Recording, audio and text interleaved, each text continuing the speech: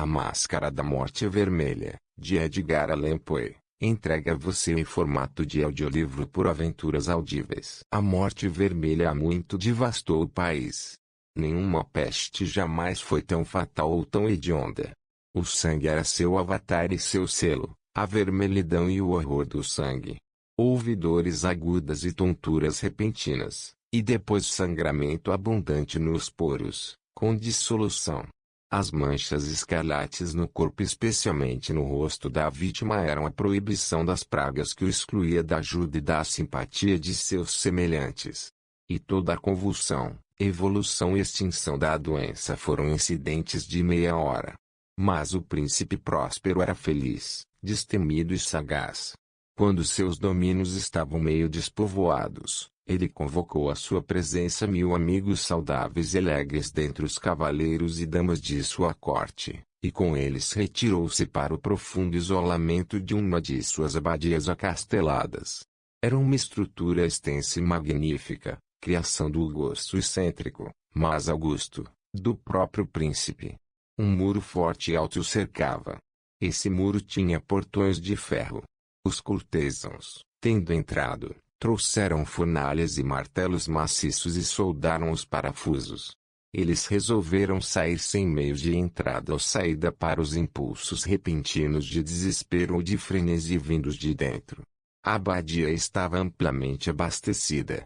Com tais precauções, os cortesãos poderiam desafiar o contágio. O mundo externo poderia cuidar de si mesmo. Nesse ínterim, era loucura lamentar ou pensar. O príncipe forneceu todos os instrumentos de prazer. Havia bufões, havia improvisadores, havia bailarinos, havia músicos, havia bela, havia vinho. Tudo isso e a segurança estavam dentro. Sem foi a Morte Vermelha. Foi perto do fim do 5º ou 6º mês de sua reclusão, e enquanto a peste se espalhava furiosamente no exterior, que o príncipe Próspero recebeu seus 1000 amigos num baile de máscaras da mais incomum magnificência. Foi uma cena voluptuosa, aquela mascarada. Mas primeiro deixe-me contar sobre as salas em que foi realizado.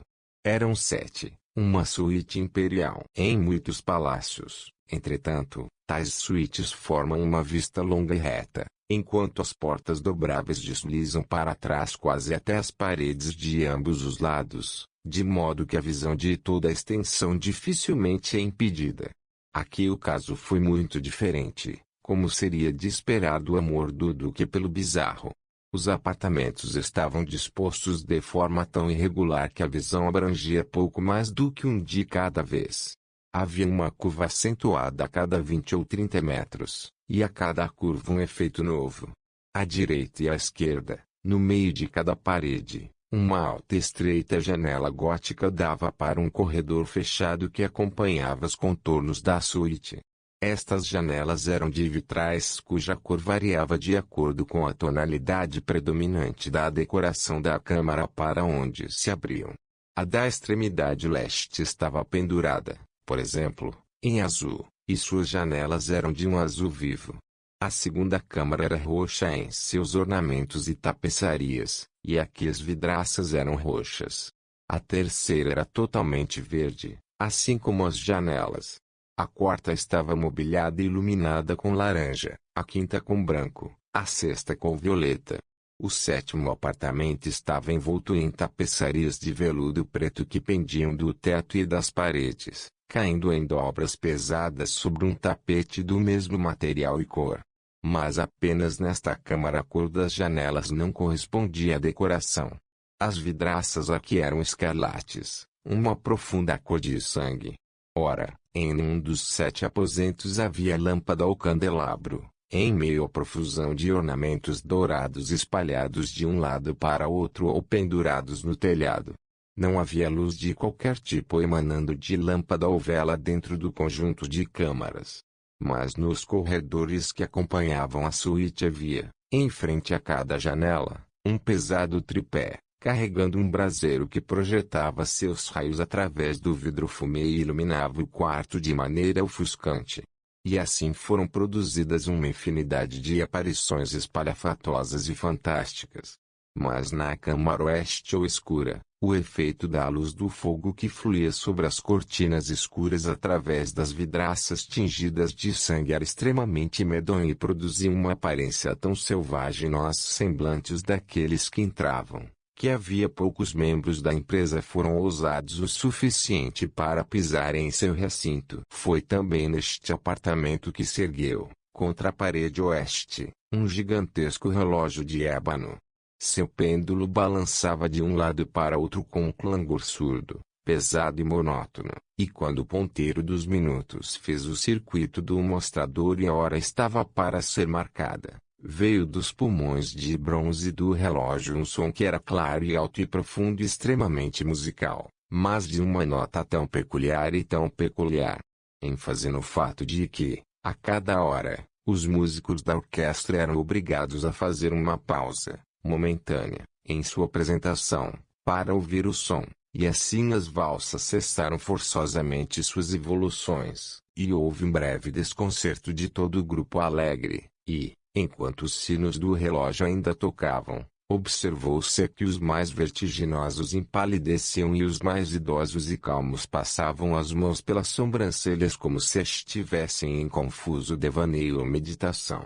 Mas quando os ecos cessaram completamente, uma leve risada invadiu imediatamente a assembleia. Os músicos se entreolharam e sorriram como se estivessem diante de seu próprio nervosismo e loucura, e fizeram votos sussurrantes, um para o outro, de que o próximo toque do relógio não produziria neles nenhuma emoção semelhante. E então, após o lapso de 60 minutos, que abrangem 3.600 segundos do tempo que voa, ouviu-se ainda outro toque do relógio, e então houve o mesmo desconcerto, tremor e meditação de antes.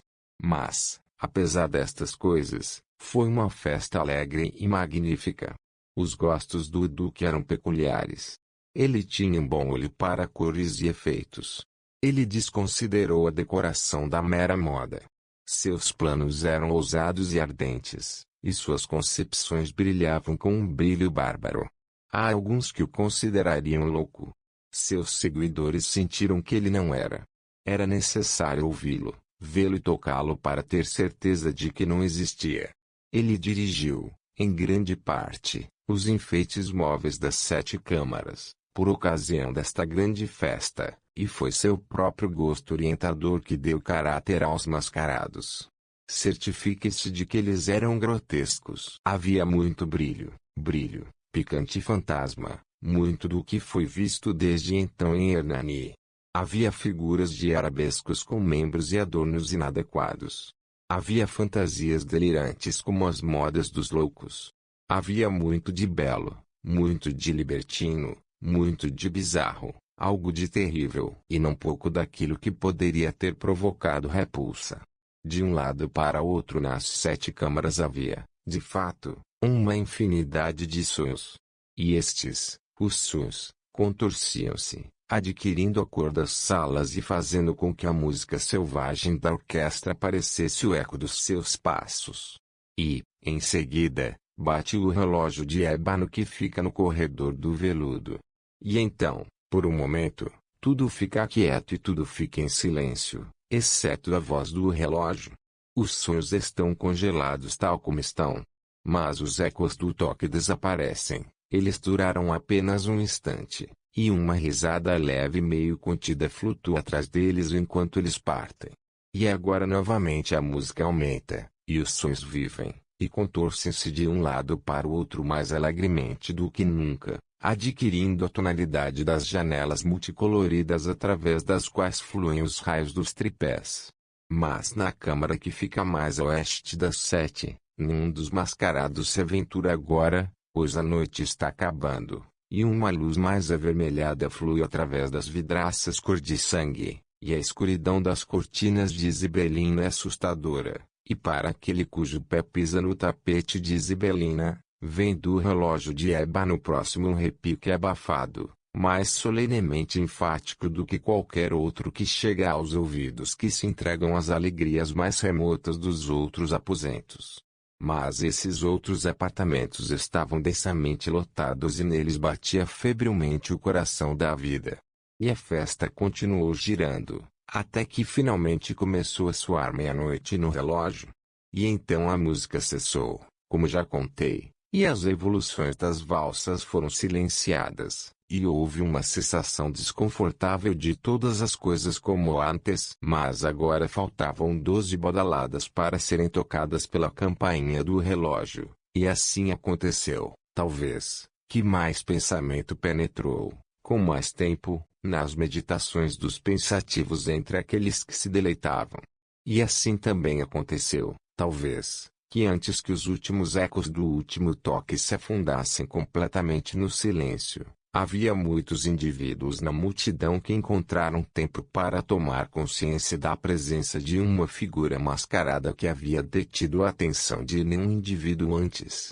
E tendo o boato dessa nova presença se espalhado sussurrando por aí, surgiu finalmente de todo o grupo um zumbido, ou murmúrio, expressivo de desaprovação e surpresa, e depois, e finalmente, de terror, de horror e de desgosto. Num conjunto de fantasmas como que pintei, pode-se muito bem supor que nenhuma aparência comum poderia ter provocado tal sensação. Na verdade, a licença para mascaradas naquela noite era quase ilimitada, mas a figura em questão superou Herodes e ultrapassou até mesmo os limites do decoro indefinido do príncipe. Existem acordes nos corações dos mais imprudentes que não podem ser tocados sem emoção. Mesmo com os completamente perdidos, para quem a vida e a morte são igualmente piadas, há assuntos sobre os quais não se pode brincar. Na verdade, todo o grupo parecia agora sentir profundamente que no traje e no comportamento do estranho não existia nem inteligência nem decoro. A figura era alta e esquelética, e em volta da cabeça aos pés nas vestimentas da sepultura.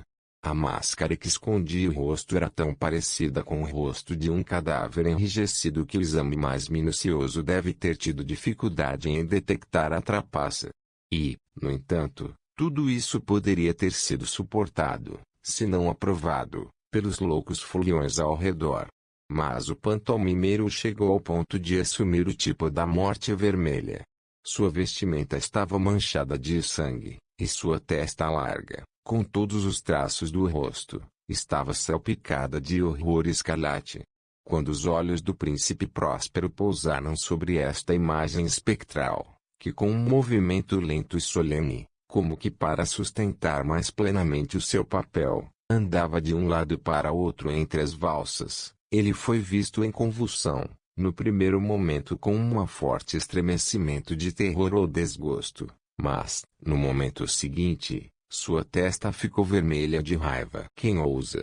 Ele perguntou com voz rouca aos cortesãos que estavam perto dele. Quem ousa nos insultar com esta zombaria blasfema?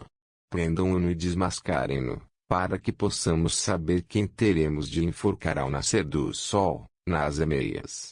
Foi na câmara oriental azul que estava o príncipe Próspero enquanto pronunciava estas palavras.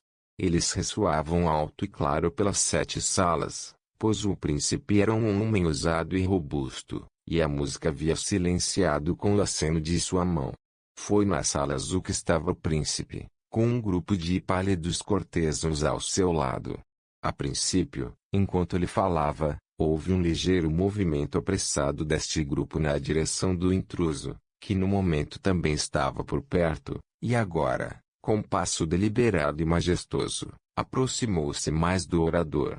Mas devido a um certo temor inominável com que as loucas suposições do pantomimeiro inspiraram todo o grupo, não foi encontrado ninguém que estendesse a mão para agarrá-lo, de modo que, desimpedido, ele passou a 1 metro da pessoa do príncipe, e, enquanto a vasta assembleia, como que num só impulso, se encolhia do centro das salas para as paredes, ele avançou ininterruptamente, mas com o mesmo passo solene e comedido que o havia distinguido dos primeiros, através da câmara azul para o roxo, através do roxo para o verde, através do verde para o laranja, através deste novamente para o branco, e daí até o violeta, antes que um movimento decidido fosse feito para prendê-lo.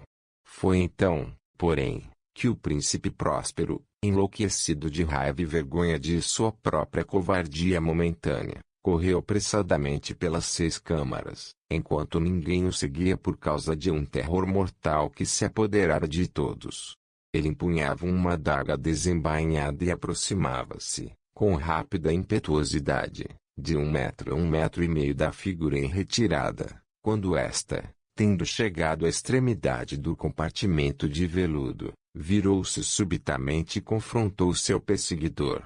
Houve um grito agudo, e a adaga caiu brilhando sobre o tapete de Zibelina, sobre o qual, imediatamente depois, caiu prostrado na morte o príncipe Próspero. Então, reunindo a coragem selvagem do desespero, uma multidão de foliões imediatamente se jogou no apartamento escuro e, agarrando o ator, cuja figura alta permanecia ereta e imóvel à sombra do relógio de ébano, engasgou com um horror indescritível ao descobrir as sepulturas e a máscara de cadáver que eles manuseavam com uma grosseria tão violenta, desprovida de qualquer forma tangível.